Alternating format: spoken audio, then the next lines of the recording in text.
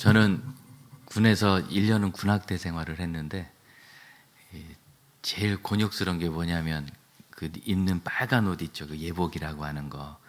그걸 겨울이면 한 2번 정도 빨아야 되는데 이게 잘 안 말라요.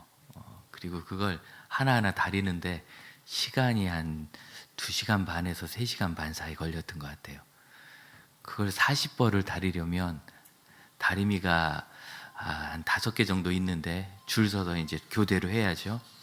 군악대에서 쓰는 다리미는 2년을 못 쓰는 것 같아요. 다 타버려가지고 많이 다리니까. 뭐 군인들이 그렇지 않습니까? 그게 쫄병 때 교회를 갔다 왔는데 토요일 아침 내내 그걸 빨아가지고 오후 내내 어떻게든 말려서 다음날 이제 주일을 하루 종일 다려야 되는 건데 아침에 일찍 교회 가서 하루 종일 섬기고 저녁 예배 끝나고 오니까 뭐 못 다렸죠. 고참이 묻더라고요. 어떻게 할 거냐? 그리고 밤에 다리겠습니다 하고서 밤에 가서 조그만 빨간불 켜놓고 그걸 악기실에서 밤새 다렸어요. 제 거하고 제 고참 거하고 2벌을 정말 밤새 다렸습니다. 부초 갔다 와서. 그래서 이제 끝냈죠. 그리고 한 2달 후에 다시 한번 옷을 빠는 일이 있는데 그날도 뭐 주일이에요. 행사 없는 금요일 저녁에 준비해서 토요일 아침에 일찍 빨아가지고 하루 종일 말리고 다음날 이제 새벽부터 다리기 시작하는데 여전히 저는 교회를 다녀왔죠. 물어보더라고요. 점호하는데 다렸냐? 못 다렸습니다. 어떻게 할 거냐? 지난번처럼 오늘도 밤새 다리겠습니다. 그랬더니 김기태 병장이 네 것도 다렸다 그러더라고요. 제가 그분 걸 다려야 되는데 고참이 저 쫄병 거를 다려준 거예요. 그래서 아직도 왜 그랬는지를 못 물어봤어요. 너무 높은 분이라서 차마 물어볼 수가 없어서. 그런데 개인적으로 그렇게 저에게 보여준 그 사랑, 그 사람 불교 신자였거든요. 제가 이름을 아직도 기억하고 좀 시니컬하고 툭툭 던지면서 말하는 사람인데 속에 그렇게 정이 많고 저를 위해 줬다는 것에서 참 큰 감동이 지금도 있습니다. 그래서 그걸 생각하면 그 1년은 군생활 다시 하래도 할 것 같아요. 물론 다시 하라고 안 할 줄로 믿고 하는 얘기지만 어쨌든지 마음은 그렇습니다. 때때로 누군가 나를 특별히 사랑하고 개인적으로 배려해야 하고 아껴주고 그랬던 기억들이 있으십니까? 아무도 몰랐던 내 생일을 그가 기억해 주거나 내가 아픈데 조용히 음식을 챙겨줬거나 외로울 때 곁에 있어 주거나 몇 가지를 제가 얘기했는데 남들 다 말썽 부린다고 싫어하는데 나를 이해해 준 선생님이나 친구, 스승님, 선배 이 중에 하나도 기억이 안 나신다면 위로를 드립니다. 저한테 얘기하시면 제가 몰래 기억해 드리겠습니다. 우리는 사실은 개인적인 사랑 많이 필요해요. 교회학교 선생님들이 계시다면 교회학교 아이들을 변화시킬 때는 그런 개인적 사랑을 꼭 보이셔야 합니다. 5명 모아놓고 우리 반 애들 다 모아놓고 떡볶이 100번 사줘봐야 아이들 고마워 안 해요. 남들도 다 먹는데 원래 선생님은 떡볶이 사주는 분인가 보다 하죠. 나를 따로 불러서 하면은 그게 특별한 관심이 되고 정이 있어요. 요즘에 우리 교회 학교 아이들이 마스크를 쓰고 다녀서 그런지 다 착한 것 같은데 가끔 교학교 아이들 중에 교학교에 좀 적응을 어려워하는 아이들이 있어요. 성품적으로 그런 것도 있고. 그러면 그 아이들을 위해서 제가 냉장고 냉동실에 아이스크림을 계속 쌓아놓고 그 아이 혼자 있을 때 조용히 부르고 글 주면서 아무한테도 얘기하지 마라, 너만 주는 거다 하고 얘기하는데 꼭 소문이 나요.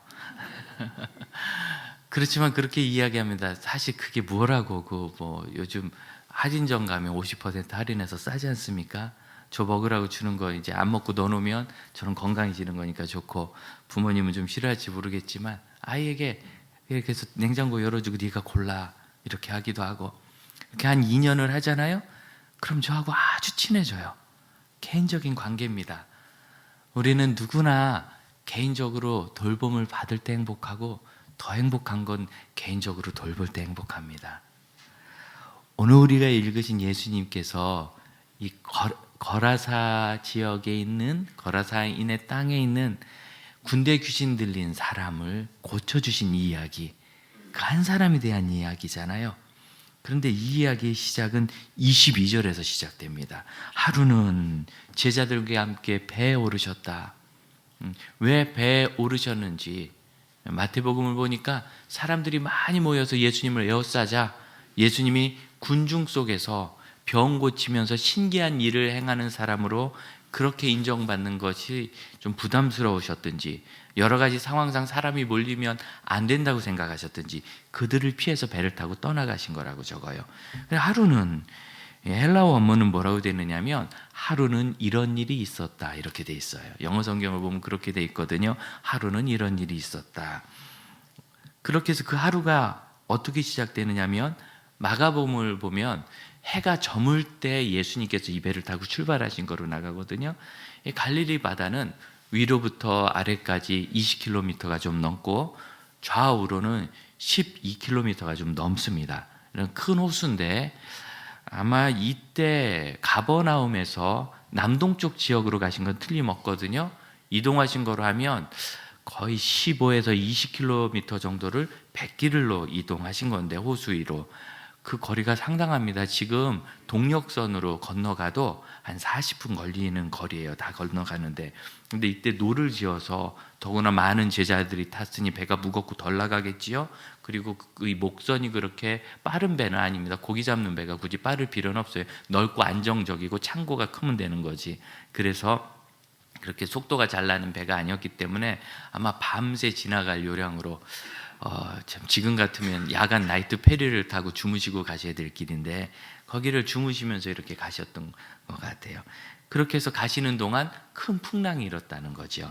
이 갈릴리 바다 굉장히 따뜻한 지역에 있거든요. 그 옆으로 사막이 있고 리비아, 시리아 우리가 아는 그런 지역과 인접한 그런 가까운 곳입니다. 그런데 주변에 있는 산은 높이가 1km, 1000m에 이르는 그런 산지가 있고 또 북쪽으로는 더 높은 헤르몬산, 꼭대기에 눈이 덮이는 헤르몬산이 있고요. 이 갈릴리 바다는 바다 해수면보다도 200m나 아래쪽에 있어요. 굉장히 특별한 지역이죠. 바다 밑 200m면 굉장히 깊은 곳 아닙니까? 잠수함이나 다닐 만한 그런 깊은 곳에 이 갈릴리 호수가 있다 보니까 날은 더운 곳에 있죠. 높이 차이는 많이 나죠. 공기들이 뒤섞이면서 가끔 돌풍이 일어납니다. 이 밤에 돌풍이 일어나서 배가 크게 흔들렸을 때 예수님께서 우리 성경 24절을 마지막을 보면 바람과 물결을 꾸짖으셨고 잔잔해졌다. 그래서 무사히 건넜다는 거예요. 아침이 되었겠죠. 그리고 나서 26절 그들이 갈릴리 맞은편 거라사인의 땅에 이른 거예요. 많은 사람을 피해서 갈릴리 호수를 밤새 건너서 아침에 풍랑을 뚫고 가셔가지고 예수님은 거라사인의 땅에서 귀신 들린 사람 한 사람을 만나 주셨고 그리고 그를 고치신 다음에 다시 갈릴리 지역으로 바다를 건너 되돌아오셨어요. 호수를 건너서. 그러니까 예수님의 이 여정은 한 사람을 만나기 위해서 가신 길인 거예요. 애초부터 한 명만 만나고 돌아오실 생각이었는지 모르겠지만 결과적으로는 예수님은 한 명을 만나 주신 겁니다. 여러분 예수님은 이런 분이십니다. 나 한 사람 때문에 뭘 이라고 혹시 생각하신다면 그건 성경이 이야기하는 것이 아닙니다. 성경은 당신 한 사람 때문에 반드시 하신다고.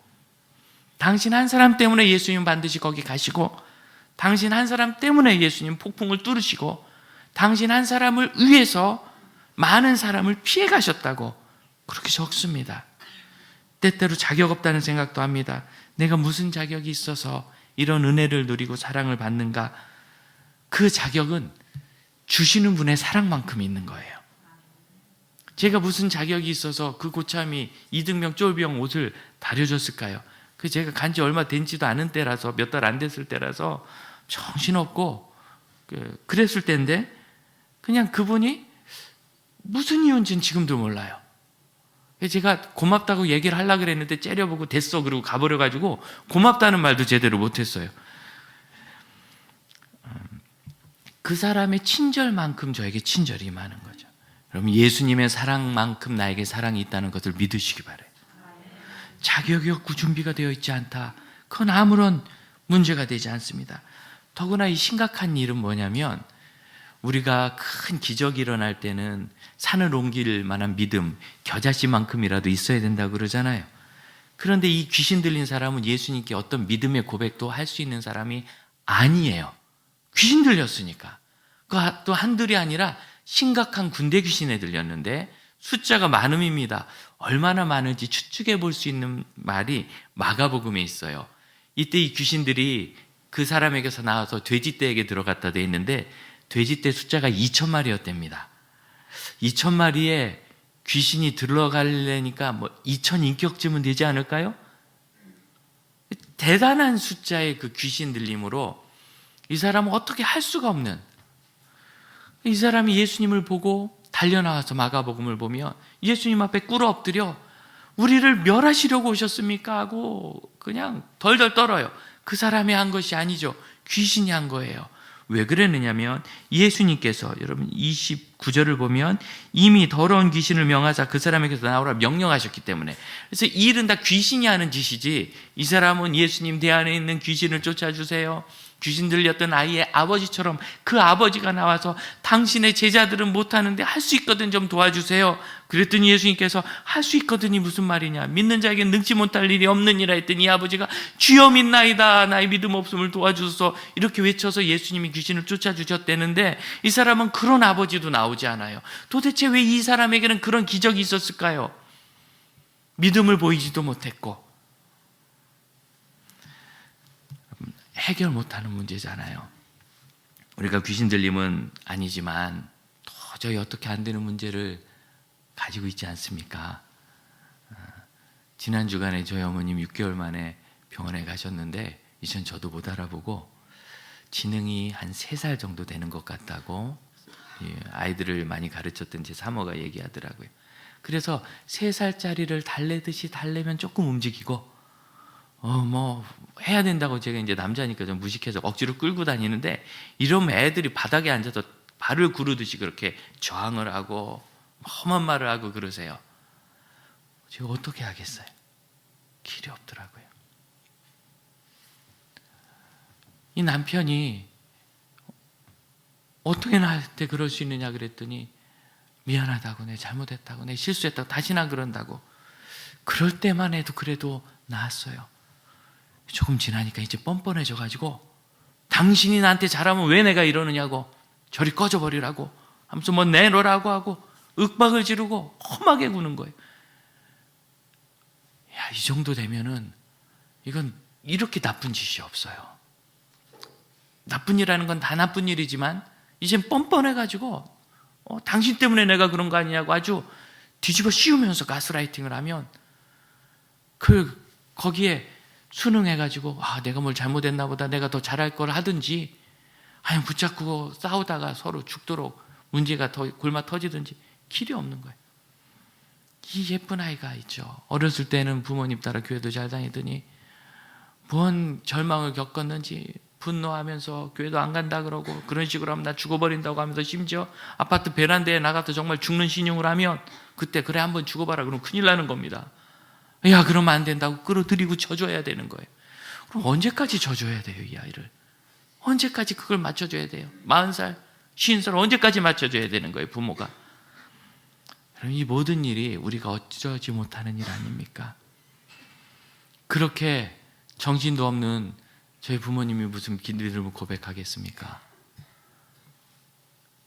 그렇게 엇나가는 배우자가 무슨 회개하고 주님께 돌아올 일이 있겠어요?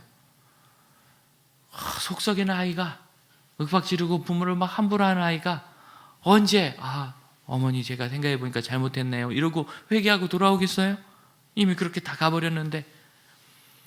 어떻게 생각하면 귀신 들려서 꼼짝 못하는 이 사람처럼 그는 믿음도 고백하지 못하고 그는 자신의 삶을 제어하지 못하고 바르게 세우지 못하는 심각한 문제에 처해 있는 거예요. 그러면 주님이 그를 버리시는가? 우리 주님이 그도 사랑하셔서 찾아가실 수 있습니다. 성경이 바로 그걸 보여주고 있는 겁니다.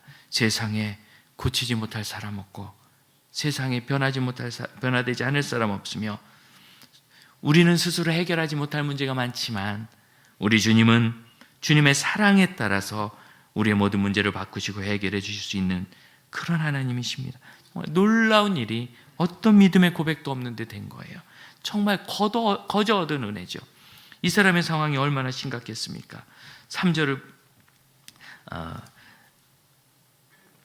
27절을 보면 중간에 보세요. 오래 옷을 입지 않고 집에 거하지도 않고 무덤 사이에 심각하죠. 29절 가로안을 보시면 귀신이 가끔 그 사람을 붙잡음으로 쇠사슬과 고랑에 매어 지켰는데 맨 것을 끊고 귀신에게 몰려 광야로 나갔어요.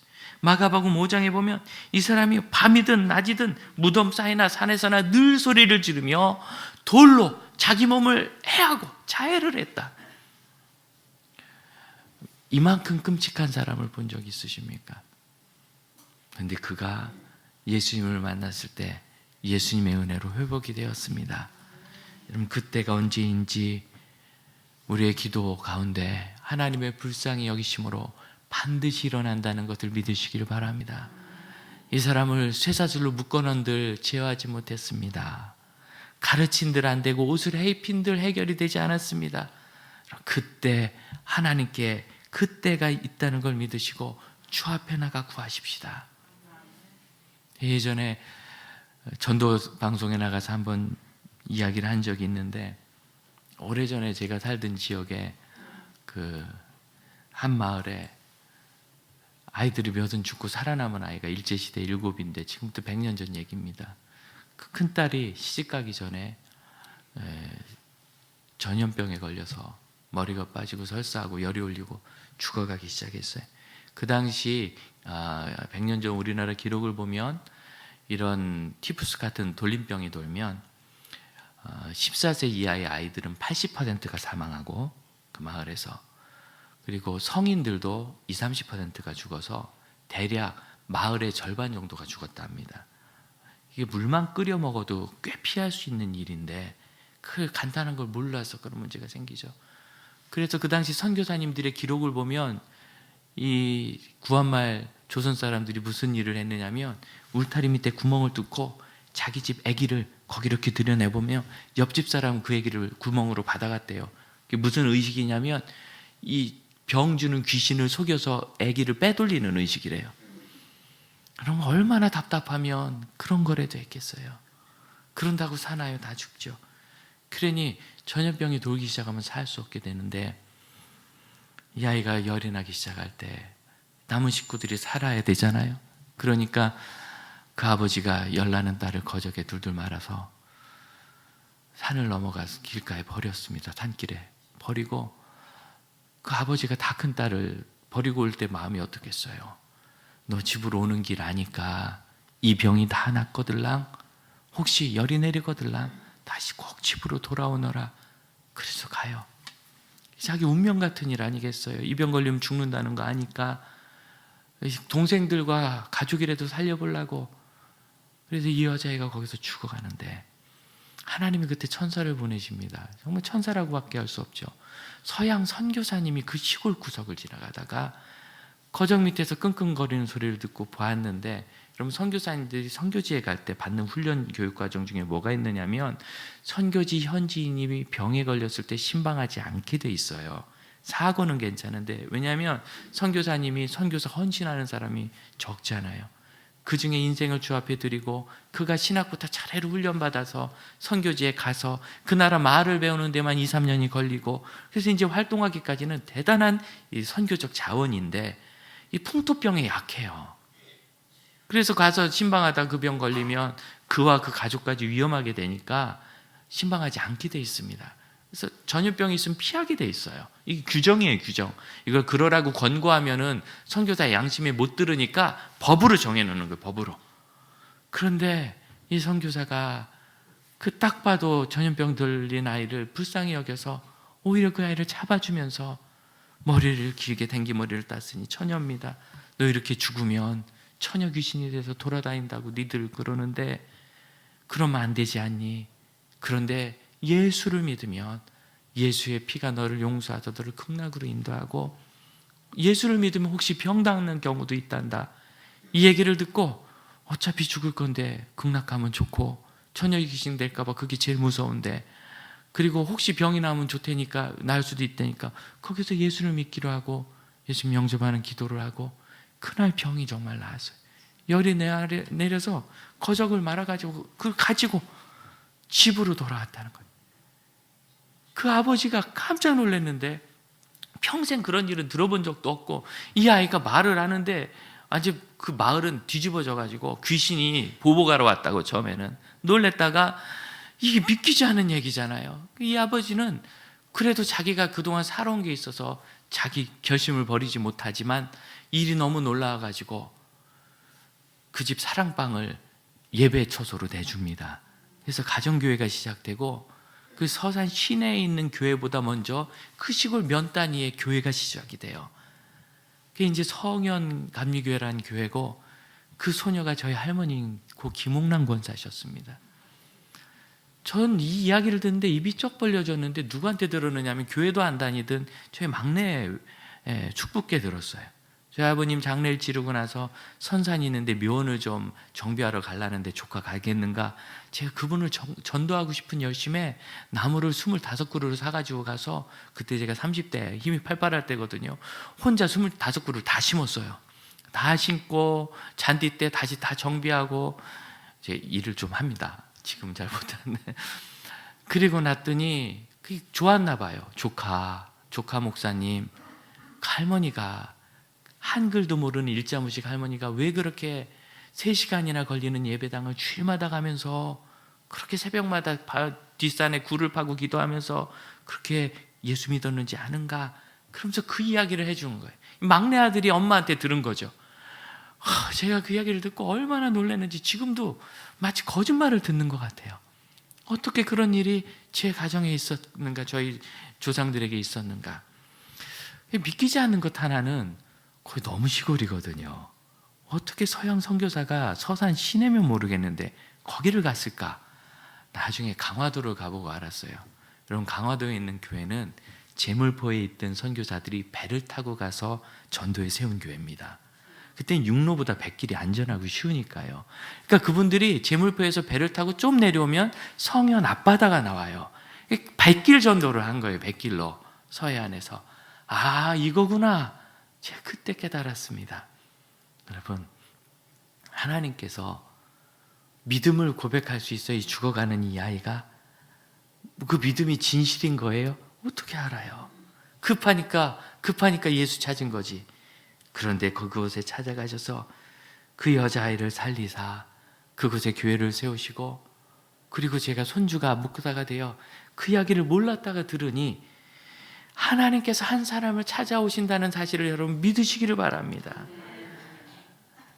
이 거라사 땅이에요. 거라사인의 땅에 사람이 수없이 살았어요. 마가복음 마지막에 보면 이 광인이 귀신으로부터 자유를 얻은 다음에 이 복음을 전해가지고 데가볼리 지역에 큰 소문이 났다는데, 데가볼리는 데카와 폴리스라는 단어가 섞인 거거든요. 10도시란 뜻입니다. 10개의 중요한 로마 시대 자치도시가 거기 있었는데 그 도시가 굉장히 넓어요. 갈릴리 호수를 중심으로 남서쪽으로부터 북쪽까지 오른쪽으로 돌면서 아주 큰 산지역, 그쪽 지역이 지금 아마 요르단 나라 전체 크기와 거의 비슷할 겁니다. 사막을 빼면 그만한 땅에 소문이 났다는 거예요. 그럼 그 소문을 누가 낸 거지요? 이 사람이 그렇게 한 거죠. 그게 그런 큰 변화가 있고 은혜가 있었는데, 여러분, 그 지역에 있었던 수많은 사람들은 예수님을 만나지 못했어요. 이 광인은 왜 예수님을 만났느냐면 심각한 귀신이 들려서 만났고, 나머지 사람들은 왜 예수님을 못 만나느냐면 귀신이 안 들렸어서 못 만난 거예요. 그 삶에 문제가 없다고 생각해서. 우리 삶에 어떤 문제가 있다 생각한다면 여러분, 그것이 예수님 만날 기회가 될 줄로 압니까? 이 자리에 있는 우리 형제 자매들 중에서도 여러분이 이런 어려움이 있어서 제가 그 가운데 예수를 만났습니다, 그런 고백을 하신 분들이 계십니다. 참 귀한 일입니다. 그런 어려움도 없고 있더라도 다 지나가 버리면 좋겠지만 어떤 것들은 우리가 사는 동안 계속 나를 따라오기도 합니다. 그거는 믿음이 적어서도 아니요, 우리가 부정해서도 아니요, 이 세상 삶이란 것이 원래 그렇게 고통의 바다이기 때문이에요. 하지만 우리에게는 이 세상이 전부가 아니라는 분명한 지식이 있으니 어디든지 갈 수 있지 않겠습니까? 어디든지 하나님의 일을 할 수 있습니다. 그래서 여러분, 어떤 때든지 예수님을 만나는 그 믿음에 머무십시오. 35절을 보면 가서 보니까 이 귀신 나간 사람이 옷을 입고 정신이 온전하여 예수님 발치에 앉아 있었다. 옷을 입고 정신이 온전해졌다는 거예요. 사람들은 그것을 보고 뭐라고 하느냐면 37절에 보니까 떠나시기를 구했다. 여러분, 이 사람들 지금 제정신 아니죠? 아니, 귀신이 그렇게 온전해지고 깨끗해진 걸 보면 그 예수님 앞에 무릎 꿇고 자기들의 문제를 고백하고 도우심을 구해야 되고, 우리가 어떻게 해야 구원을 얻으리까 하고 물어야 되는 거 아니에요? 그런데 떠나달라고 하는 거예요. 왜?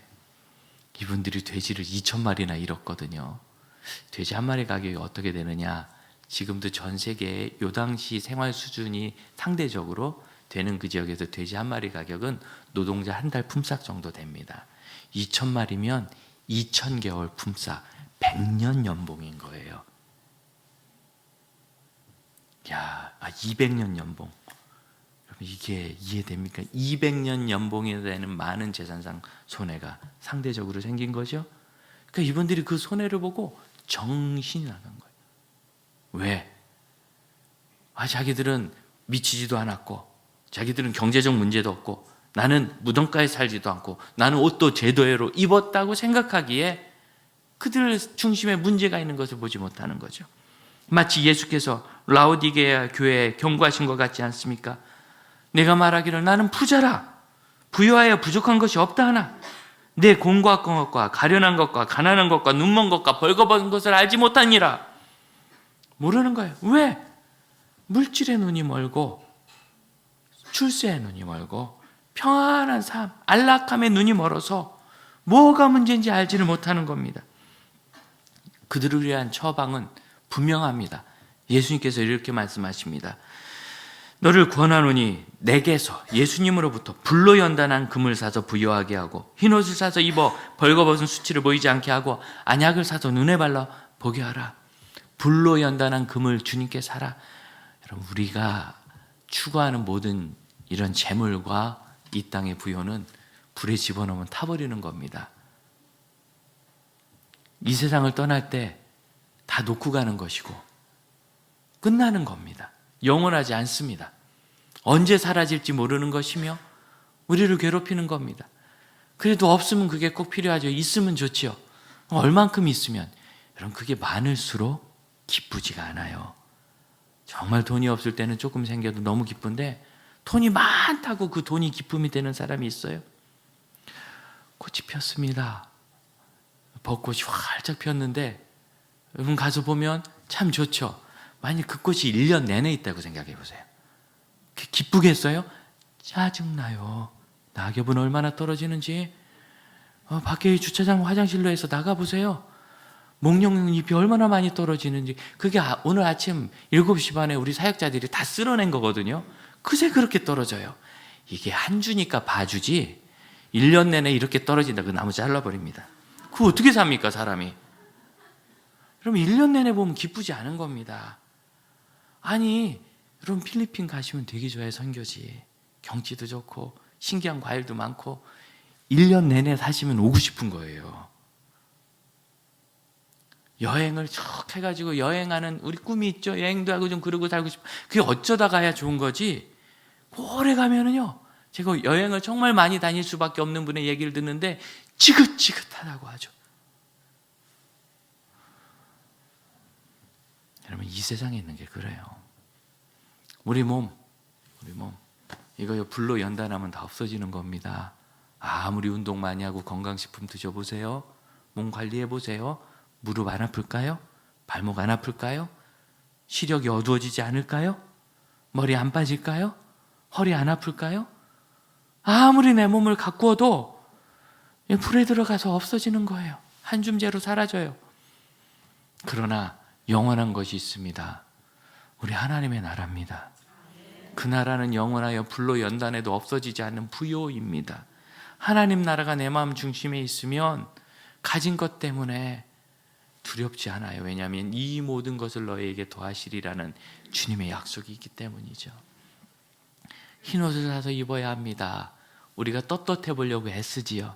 여러분 정말 떳떳하시려고 애쓰지만 아무리 그래봐야 억울한 일 당하면 억울한 일 생길 수밖에 없고, 나보다 더 괜찮은 사람 만나면 상대적으로 위축될 수밖에 없어요. 또한 나는 잘못한 것이 없어도 좀 있긴 하더라도 그렇게 큰 문제 아니어도 비난을 받기 시작하거나 따돌림을 받기 시작하면 괴로울 수밖에 없습니다.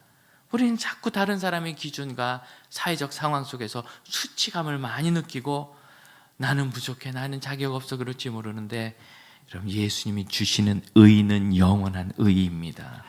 그분은 십자가에서 우리의 죄를 멸하셨습니다.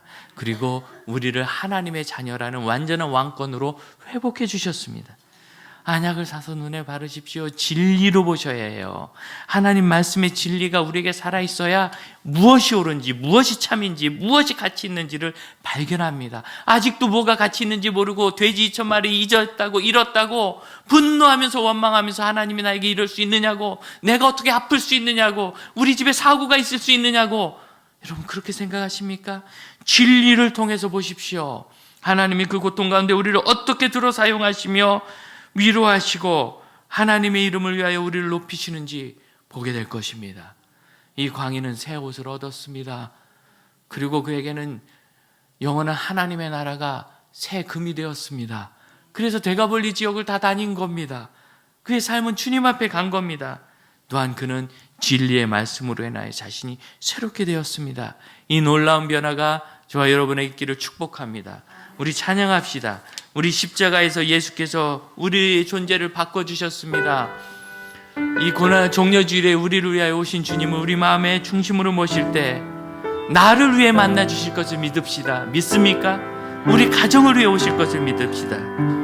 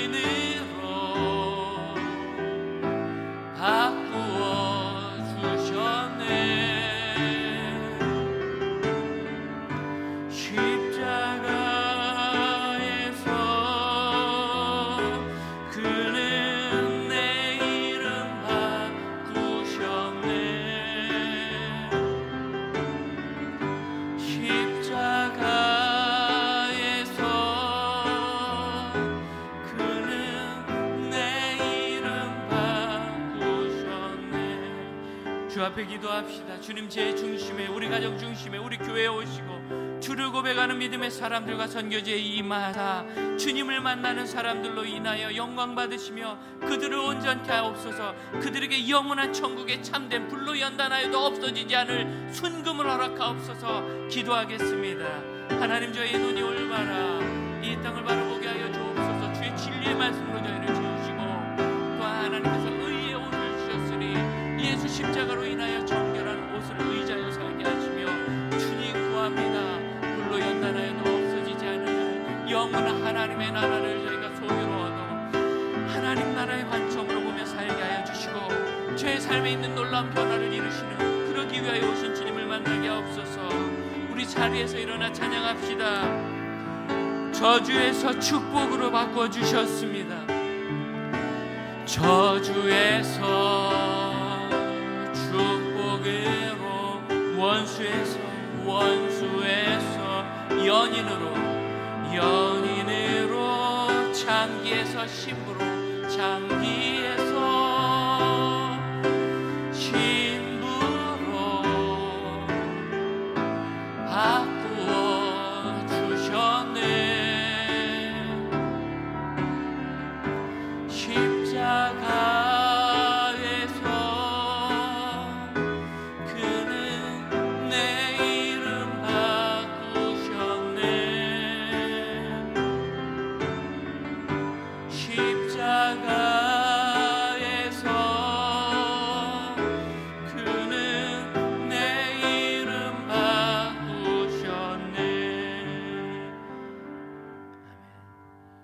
주님께서 저희를 위하여 오사 십자가에서 하신 그 일을 새기며 이 고난주간 나를 위하여 오시는 예수님을 호산나 활용하게 하시고 예수께서 바쁘게 사역하시고 피가 난 저녁에 그 몸을 쉬신 베다니처럼 저희가 주님을 맞이하여 주와 함께 교제하는 심령이 되게 하시고 한 주간 예수의 사랑을 묵상할 때 나를 위해 오신 주님 우리 가정에 임하시며 우리 공동체와 믿음의 사람들과 모든 선교지에 임하시는 이 땅의 영원한 다스리시는 왕 되신 주님을 선포케 하여 주옵소서. 고백케 하옵소서. 그렇게 살게 하옵소서. 지금은 나를 위하여 오신 예수님을 맞아 그 중심에 하늘나라의 영원한 금의 부요로 채우고 그 몸에 주님께서 주신 의의 자녀로 옷을 입으며 진리의 말씀으로 세상을 분별하여 보며 살아가는 믿음의 형제 자매들에게 주 예수 그리스도 구원의 은혜와 하나님의 크신 사랑과 성령의 역사하심이 이제로부터 영원토록 함께 하실지어다. 아멘.